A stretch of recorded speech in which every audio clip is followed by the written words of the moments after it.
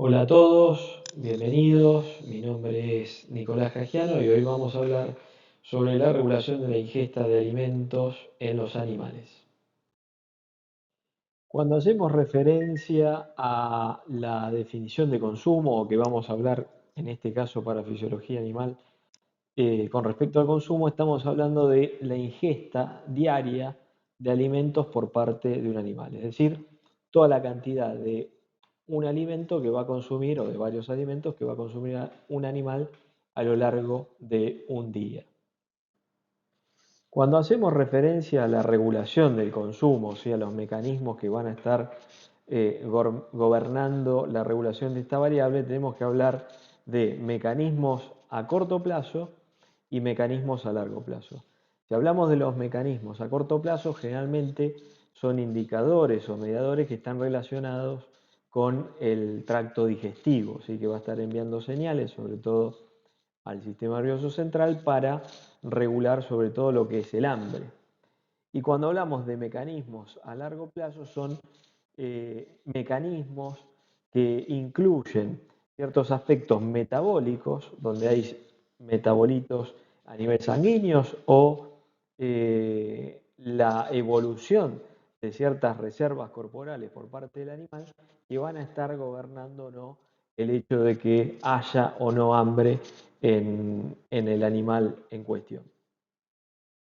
Hay muchas sustancias a nivel del organismo que pueden regular el consumo.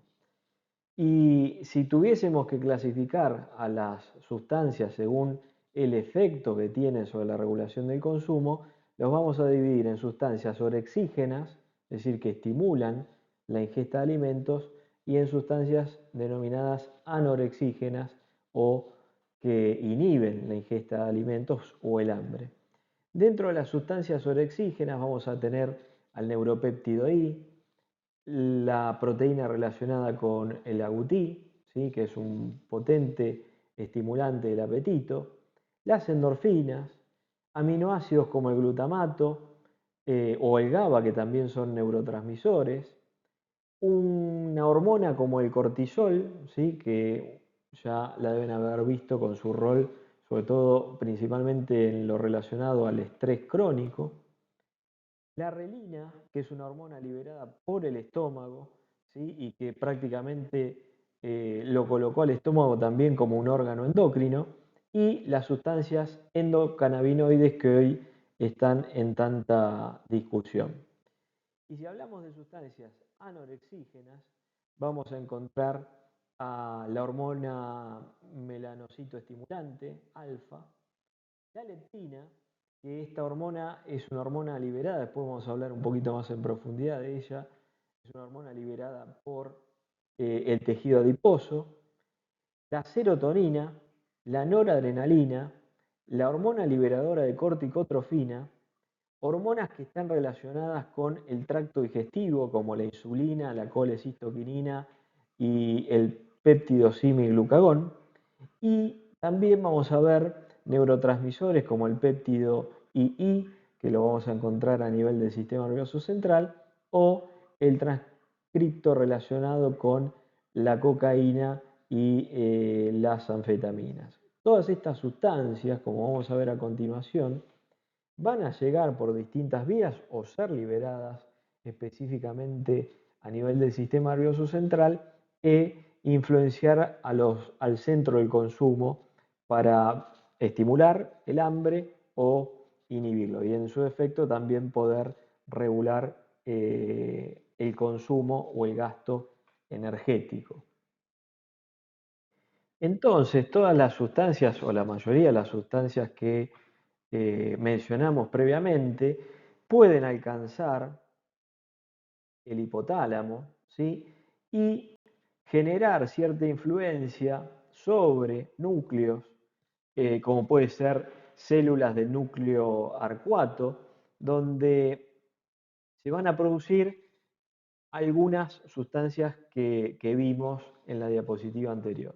Por ejemplo, si hablamos de las sustancias orexígenas, va a haber células productoras de la proteína relacionada con el agutí o productoras de neuropéptido I. Si aumenta la producción de estos mediadores, generalmente lo que generan es un impacto positivo sobre la ingesta de alimentos, ya que inhiben la actividad de ciertos receptores melanocortínicos, como en este caso del tipo 4, que suelen inhibir la ingesta de alimentos. ¿Por quiénes se ven generalmente estimulados estos receptores melanocortínicos de tipo 4? Bueno, por la propia melanocortina, ¿sí? O por el transcripto regulado por la cocaína y la anfetamina, que generalmente inducen la liberación de esta hormona que es la alfa-melanocito estimulante, y al interactuar con el receptor melanocortínico, lo que hacen es inhibir la ingesta de alimentos y mediante la activación del núcleo del tracto solitario aumentar la actividad de catecolaminas, que generalmente inhiben también el consumo, y aumentar el gasto energético. Claramente porque estamos hablando en muchas de estas situaciones de una reacción de alarma aguda donde el animal en lo que está concentrado es en luchar o en huir. Y de una forma periférica,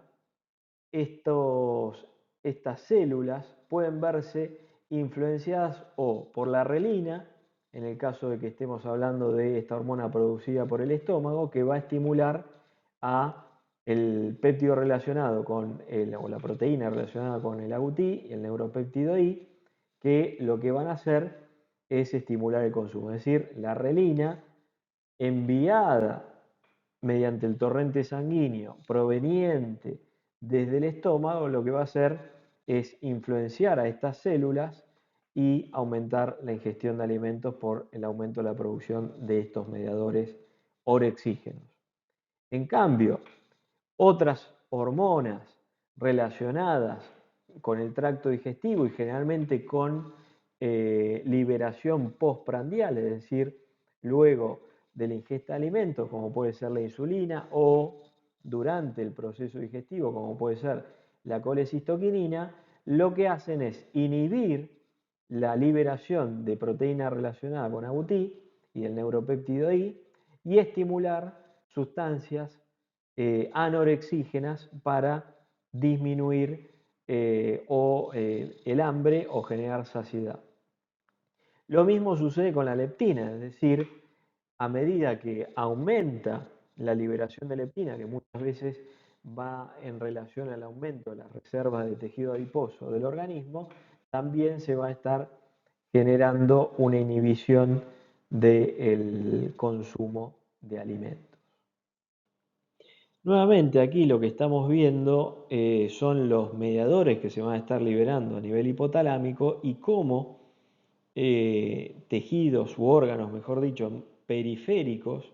pueden influenciar la liberación de estas sustancias que pueden ser orexígenas, recordemos como la proteína relacionada con el agouti o el neuropéptido I, o anorexígenas, como es el caso de la hormona melanocito estimulante, ¿sí? Entonces, si nosotros nos centramos de un punto de vista de moléculas relacionadas con el tracto digestivo, vamos a ver que el estómago, recuerden que va a producir esta hormona, que se denomina relina, que es producida por las células parietales del estómago y que van a inducir la producción de mediadores orexígenos a nivel hipotalámico. Mientras que en la parte más distal del tracto digestivo se va a estar liberando el péptido II o YY, que lo que va a hacer este péptido que se va a liberar en base al contenido proteico y energético del alimento, lo que va a hacer justamente es inhibir la liberación de mediadores orexígenos, es decir, va a inhibir la liberación de mediadores que estimulen el consumo de alimentos. En cambio, otras hormonas más relacionadas con aspectos por ahí metabólicos, como es el caso de la insulina y la leptina, la insulina recuerden que puede ser liberada claramente por un aumento de glucemia, que es por ahí el mecanismo más conocido, y bien postprandial, pero también recuerden que estaba el efecto incretinas con las enterohormonas que iban a estimular la liberación de esta hormona. Entonces, tanto por el efecto incretinas como por la hiperglucemia, se va a liberar insulina y eso va a ser una clara señal de que la ingesta de alimentos debe cesar. ¿Sí? Entonces es una respuesta medianamente rápida. En cambio, si hablamos de la leptina, con efectos sobre el consumo muy similares a la insulina, de inhibir sustancias orexígenas y estimular las anorexígenas, la leptina, como es una hormona que proviene del tejido adiposo, obviamente tiene que haber una reserva de tejido adiposo o tejido adiposo constituido y en base a eso va a haber niveles significativos de esta hormona. Entonces estamos hablando de una regulación por ahí un poco más a largo plazo del consumo. En este otro esquema lo que podemos ver son algunas cuestiones que veníamos hablando de cómo durante la ingesta o un tipo de regulación más a corto plazo puede impactar sobre la regulación del consumo. Entonces aquí lo que vemos es, por ejemplo, que el estiramiento del tracto digestivo, obviamente estamos hablando por ahí más a nivel gástrico e intestinal, puede a través de una aferencia vagal impactar sobre el núcleo del tracto solitario y terminar inhibiendo la ingesta de alimentos. ¿Sí? Lo habíamos visto que en ese caso lo que se va a estar activando es el sistema simpático y la liberación de noradrenalina inhibía la ingesta de alimentos. También, por otro lado, los productos de absorción pueden también terminar inhibiendo la ingesta, como es el caso de este metabolito, como es la glucosa, un nutriente proveniente de polisacáridos, que lo que genera también es una inhibición de lo que serían las áreas de los centros del hambre que se encuentran en el lateral del hipotálamo, como estábamos hablando previamente, y estimulando los centros de la saciedad que están más en relación al núcleo ventromedial del hipotálamo. Entonces, nuevamente, el tracto digestivo, mediante su propio estiramiento o la absorción de distintos nutrientes, genera un impacto negativo sobre lo que serían los centros del hambre, inhibiendo el consumo de alimentos bien relacionados con la ingesta, es decir, bien en relación a un mecanismo de regulación a corto plazo. Si hablamos de la regulación del consumo en rumiantes, por el tipo de alimentos que suelen consumir estos animales, hablamos de un tipo de regulación física, así un poco relacionado con lo que habíamos visto en la diapositiva anterior, donde el animal consume un alimento, se genera una distensión del tracto digestivo y esto termina inhibiendo la ingesta. Bueno, en el rumiante, sobre todo en rumiantes en pastoreo, cuando consumen alimentos que ocupan mucho espacio, que son los denominados voluminosos, como son los forrajes, estos tipos de alimentos lo que van a hacer es ocupar mucho espacio dentro de la luz ruminal. Entonces, si nosotros vemos este gráfico donde se relaciona el consumo con la digestibilidad del alimento, la mayoría de los forrajes se encuentran en baja digestibilidad. Si bien después el día de mañana van a ver las principales características o variaciones que puede ver en los distintos tipos de forrajes, principalmente en la nutrición animal, lo que vemos es que cuando la digestibilidad de los alimentos es baja, también es bajo el consumo de los mismos. ¿Por qué? Porque ocupan mucho espacio a nivel ruminal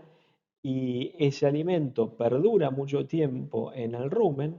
y esto hace que el vaciado ruminal sea también muy lento. Entonces, la capacidad de consumir alimentos a lo largo del día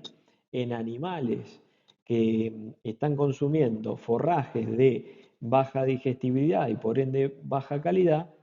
se ve afectado de forma negativa. Es decir, baja digestibilidad, bajo consumo porque son alimentos muy groseros y que ocupan mucho espacio y por ende se inhibe el consumo por una cuestión de ocupar espacios. Ahora, si la digestibilidad del alimento aumenta, como puede ser en el caso de los granos van a donar mucha energía y ahí pasamos de una regulación más física hacia una regulación metabólica, como habíamos visto anteriormente en las situaciones en las cuales aumentaba la glucemia y eso terminaba disminuyendo el consumo. Entonces se habla de que hay un consumo a energía constante y a medida que el alimento dona mayor cantidad de energía, es decir, aumentando la digestibilidad, el consumo de alimento disminuye. Es decir, tiene que consumir menos alimentos porque ya está alcanzando el nivel de energía requerido. Pero lo más importante que debemos recordar es que en los rumiantes hay un fuerte impacto de la regulación física, principalmente atado al tipo de alimento que consume, que son muchos de ellos forrajes. Recién con los rumiantes mencionamos que según el tipo de alimento que consuman, que generalmente consumían forrajes, y muchos de ellos son eh, groseros, por así decirlo, y que ocupan mucho espacio en la luz ruminal, otro aspecto a considerar son las cualidades químicas del alimento que van a tener un impacto en lo sensorial. Y si hablamos de lo sensorial relacionado a los alimentos, lo que tenemos que hablar es de la palatabilidad, es decir, del gusto. Entonces, lo que vamos a observar es que en base a la palatabilidad de un alimento, que esto también va muy de la mano de las preferencias de cada especie, si el alimento es palatable o no, también termina impactando sobre lo que sería una estimulación sensorial externa que puede estimular o inhibir la ingesta del alimento. Entonces, más allá de lo que serían las cuestiones neuroendocrinas que estuvimos charlando hasta este momento, también se tienen que relacionar con aspectos externos ligados principalmente a las características gustativas del alimento, que también pueden influenciar positiva o negativamente la ingesta de alimentos. Entonces, si sintetizamos toda la información que veníamos hablando con respecto a la regulación periférica del consumo, que principalmente está dado por el tracto gastrointestinal, recordemos que tenemos que tener en cuenta todo lo que tiene que ver con la palatabilidad, ¿sí? Que puede influenciar de forma positiva o negativa el consumo, todo lo que tiene que ver con la parte física, ¿sí? En relación a lo que es la activación de mecanorreceptores y también la inhibición de la ingesta de alimentos en caso de verse estimulados, y luego todo lo que tiene que ver con aspectos químicos, como pueden ser la absorción de distintos nutrientes o mismo la osmolaridad del tracto digestivo que produce la liberación de distintos mediadores o enterohormonas, como puede ser la colecistoquinina, o la liberación de insulina, tanto recuerden, por el efecto incretinas como por el aumento de la glucemia. Todo esto lo que va a terminar haciendo es inhibir la ingesta de alimentos porque ya el animal estaría cumpliendo con el acto de consumir alimentos para la obtención de distintos nutrientes. Una de las teorías metabólicas que podríamos decir que regulan el consumo más a largo plazo es la teoría lipogénica. La teoría lipogénica básicamente se relaciona con lo siguiente, que sería que cuando el animal ingiere alimentos, obviamente tiene energía para disponer para los distintos tejidos y células y también para la síntesis de tejido adiposo. Cuando aumenta la síntesis de tejido adiposo, por un lado teníamos la liberación de la leptina, que la leptina era una hormona anorexígena, es decir, que inhibía el consumo de alimentos. Y hay otras opciones, o mejor dicho, eh, relaciones entre metabolitos, como puede ser la relación ATP-ADP, y cuando esta relación aumenta, es decir, que hay más ATP que ADP, también se estimulan los centros de la saciedad, al igual que se aumenta la actividad de las bombas sodio-potasio-ATPasa de la célula. ¿Por qué? Porque quiere decir que hay energía disponible para gastar. Ahora, cuando estamos hablando de procesos lipolíticos, que muchas veces estos procesos lipolíticos suceden durante los periodos interdigestivos, ¿sí? En los periodos de ayuno, lo que vamos a ver es que el organismo empieza a sensar que hay menor energía disponible porque se altera, por ejemplo, esta relación ATP-ADP, comienza a haber mayor cantidad de ADP y lo que vamos a observar es que se van a empezar a estimular los centros del hambre. Entonces, cuando hay depósito de tejido graso, lo que vamos a ver es mayor producción de leptina por un lado y por otro lado mayor energía disponible para la utilización por parte del animal, con lo cual la ingesta de alimentos estaría inhibida. Y lo importante es que debemos recordar que este tipo de regulaciones son regulaciones más a largo plazo, ¿sí? Ya estamos hablando de regulaciones en las cuales están involucradas el rango de las horas, ¿sí? Para concluir con esta breve presentación sobre la regulación de la ingesta de alimentos, tenemos que tener en claro que conocer cómo se regula el consumo de alimentos por parte de los animales nos va a permitir abordar distintos aspectos de la clínica, sobre todo animales de compañía que tengan algún tipo de desorden con respecto a su peso, como es el caso de la obesidad. Y si hablamos del punto de vista de la producción animal, es muy importante tener en cuenta de qué forma podemos estimular el consumo o evitar inhibirlo para que obviamente estos animales produzcan más y tengan mejores ganancias productivas. Vimos que a nivel del sistema nervioso central hay una gran interrelación y una compleja interrelación entre distintos mediadores, sobre todo a nivel hipotalámico con los centros del hambre y de la saciedad. Vimos también que el hipotálamo se puede ver influenciado por aspectos periféricos que pueden ser tanto positivos como negativos y que pueden ser tanto estímulos físicos como químicos y que la regulación del consumo también a la hora de secuenciarla a lo largo del tiempo va a tener vías regulatorias a corto plazo, donde principalmente priman todas las señales enviadas por el tracto digestivo, y vías de regulación más a largo plazo, más relacionado con aspectos metabólicos y en muchos casos con la reserva de tejido adiposo del animal. Aquí les dejo la bibliografía utilizada en esta presentación. Muchas gracias por su atención y bueno, espero que les haya gustado esta breve charla sobre el consumo, principalmente orientada a sus aspectos fisiológicos para que los puedan aplicar el día de mañana. Muchas gracias.